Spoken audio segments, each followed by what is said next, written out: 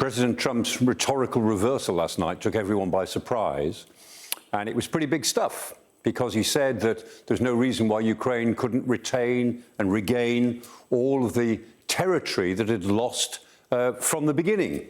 And if we think about that, that's quite a claim. Here is the territory of Ukraine as in 1991, when it was established as one of the 15 successor states, along with the Russian Federation, with the collapse of the Soviet Union. And so that is Ukraine as legally constituted. And Ukrainians very obviously say, we want all of our territory back. They would say that, wouldn't they? Fine, that's understandable. But in 2014, the Russians took Crimea, and then a few months later, they used instability in the area of the Donbass, which they created, to grab a part of the Donbass.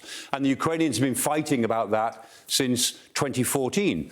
This is a really difficult one because they'd almost certainly not get Crimea back for military reasons as well as political reasons. Crimea was always an anomalous part of Ukraine, but that's a separate issue.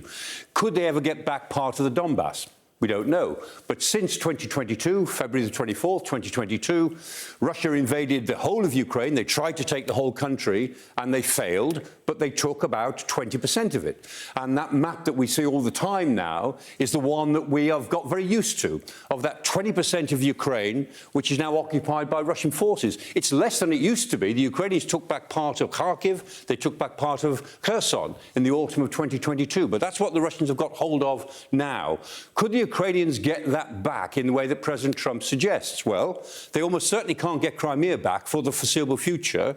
They probably can't get all of this back, but maybe they could make inroads. Maybe they could push the Russians back. And if they began to push the Russians back towards their 2022 starting lines before February 2022, then I can guarantee you that President Putin would become a lot more keen on ceasefires if he started to lose some of the territory that he spent 3 years taking.